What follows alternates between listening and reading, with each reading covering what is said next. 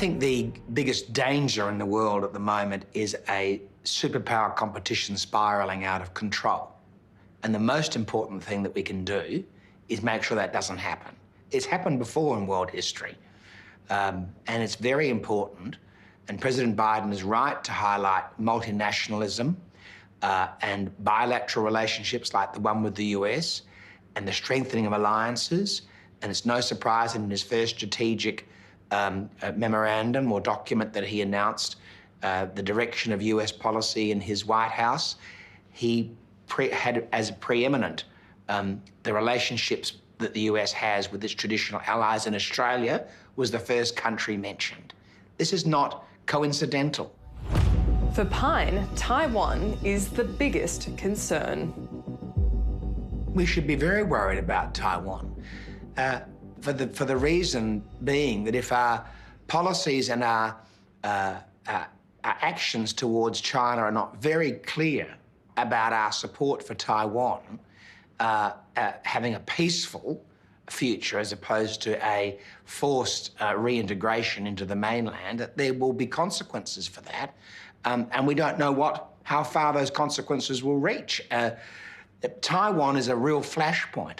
I think The Economist magazine just recently described it as the most dangerous place on the earth. That's something I think I wrote about a year ago. When I first gave my speech to the Adelaide University graduation ceremony, some commentators said that I was unnecessarily creating stress about the relationship with China. It's perhaps best if we didn't talk about it. Actually, the most important thing we can do is talk about it, because the Australian public need to know that these are the very serious challenges that we face, which could potentially be an existential threat. And so that the most important foreign and defence policy that we can adopt is to avoid war over Taiwan. But the most important way for China to avoid a war over Taiwan is to understand what the consequences of trying to have a forced integration with Taiwan would be. And I think, as I said in my speech in various columns, a Biden presidency makes war less likely than a continuing Trump presidency would have. Is there any sense that the ANZUS Treaty could be used by the US, say, to ask Australia to support the US in any kind of direct confrontation? It wouldn't be a direct attack on the United States or Australia, or New Zealand. But look, no one wins out of war, and certainly if there were an attack on Taiwan, it would be a devastating threat to the stability of the Indo-Pacific region. And I have no doubt that the United States would react very aggressively, and they would expect others to join in. The real question from a military perspective is, could we do it? The emergence of Chinese, what's called anti-access and area denial capability, meaning long-range, accurate, sometimes steerable missiles and sensors that can push approaching surface combatants like aircraft carriers a lot further away than has ever been the case before, makes the Taiwan situation now militarily challenging in a way that perhaps for the last couple of decades it wouldn't have been for a superpower like the United States. I think it's fair to say Australia has only probably 3 ships, the new air warfare destroyers, or 3 surface ships, the new air warfare destroyers, that could even approach that kind of environment with any ability to defend themselves. It also explains why our submarines are such an important capability, and the level of government investment and again, some considerable controversy over the choice of our future submarine. But again, it's one of the few capabilities capable of contributing to that scenario. Now, I am not one who thinks a conflict is imminent, but competition is underway as we speak, and so the situation in the South China Sea, these reefs in the South China Sea, the expansion of Chinese influence, all of those mean competition has started. You might hear defence analysts talking about grey zone or hybrid conflict, meaning a level of competition bordering on conflict just below the detection threshold of war, if you like.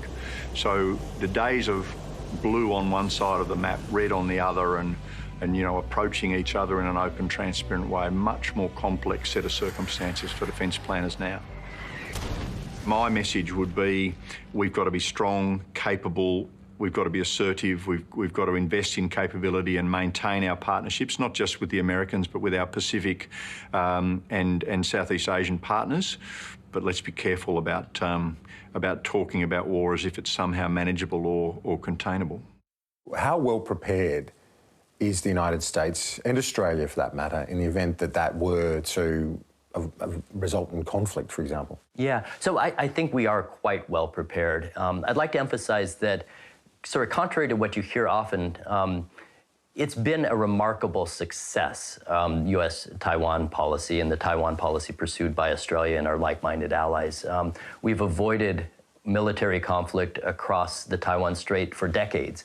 And in that space, Taiwan has flourished as a democracy and a forward-leaning capitalist economy. The Taiwan Relation Act obliges us to meet and support the legitimate self-defense needs of Taiwan, and we're committed to that going forward. Taiwan is the first island in the island chain. If things were to get worse, can we rely on the United States? So going back to where we were in terms of the treaty and what's written in it, if Australia were attacked, can we count on the United States to help us defend our sovereignty? I think absolutely you can. We have your back, absolutely, just as you had our back 20 years ago in 2001 after 9/11. You know, it was the one time ANZUS has been formally invoked, and I think that was deeply resonant and consequential, and I think you can absolutely depend on the United States. Under Donald Trump, it was all about America first, and sometimes that meant America alone. Joe Biden is a traditionalist. He supports alliances like ours, and that's good news for Australia, particularly when it comes to China. And it makes the alliance as crucial as ever. In episode